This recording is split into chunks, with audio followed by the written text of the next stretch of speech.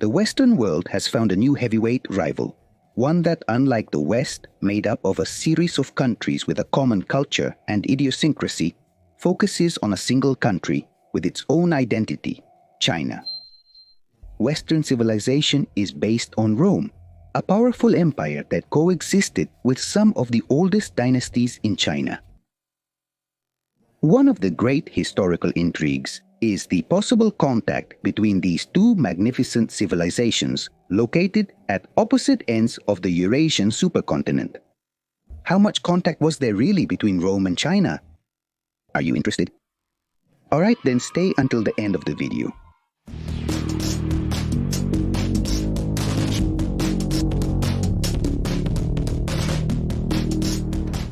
First, let's put ourselves in context.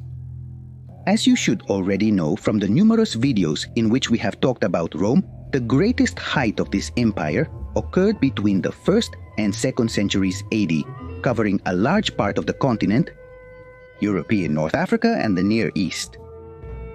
Meanwhile, in China, various dynasties ruled the territory. In this case, we will focus on the Han Dynasty, which gave its name to the predominant ethnic group of the Chinese today. Since trade is fundamental to the growth of any civilization, let's talk about its importance in this story. Here it is relevant to mention Wu, the 6th emperor of the Han Dynasty, who is considered one of the greatest rulers of China thanks to his strategic vision. Wu understood that in order to expand his empire, it was necessary to promote trade and establish contact with other civilizations. And if you subscribe, you would help this channel expand and thus culture reach more people. For this reason, Emperor Wu is considered the main promoter of the famous Silk Road, an extensive network of trade routes, both land and sea, that connected much of the Asian continent with Europe. Although its initial purpose was to facilitate trade, exchanges were not limited to the economic sphere, but also included an exchange of ideas, technologies, and cultures. Rome, for its part, also developed an important commercial system whose main route was the Appian Way, which ended at the port of Brindisi, the most important for Roman trade. Its trade exchanges were mainly with Egypt, Asia Minor, and the Parthian Empire, located in the Near East, from where it obtained products such as spices and silk. Did someone mention silk? Exactly, here we find a direct connection point. Let's now look at the different historical evidence that suggests possible contacts between Rome and China. One of the most relevant sources is the Old Han Shou, a book that narrates the history of the Han Dynasty, where Rome is mentioned under the name of Da King. Daking is described as a powerful empire located at the opposite end of the known world, with a formidable army and a sophisticated political system. On his part, the Roman historian Lin the Elder also refers to China as the origin of silk in his work Natural History. In this text, Pliny describes the production process of silk, an exotic and hard-to-access product, to explain why it became a symbol of luxury and sophistication in the Roman world.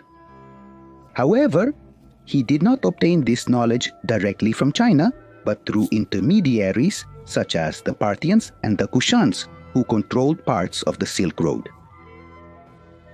Now, let's examine the possible direct contacts between Rome and China. According to the Huanzhou, in the year 166 AD, Emperor Marcus Aurelius would have sent an embassy to the court of the Han Emperor. However, as there are no Roman historical records confirming this event, but rather a group of traders who, as supposed Roman representatives, brought gifts to the Chinese court with the aim of obtaining certain benefits. On the other hand, it is important to highlight the mission of the Chinese ambassador Ganjin, who was sent around the year 97 AD with the aim of establishing contact with Rome. However, Ganjin never made it to Rome, as he was stopped at some point in Central Asia, where intermediaries persuaded him that the journey to Rome would be too long and dangerous. Despite not reaching his destination, this mission provided the Chinese with an important basis for the references they had about Rome.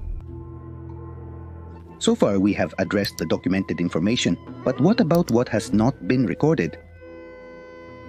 It is necessary to mention the archaeological evidence that suggests possible contacts between Romans and Chinese. Several Roman coins have been discovered at archaeological sites in China and Central Asia, indicating that Roman currency circulated in these regions.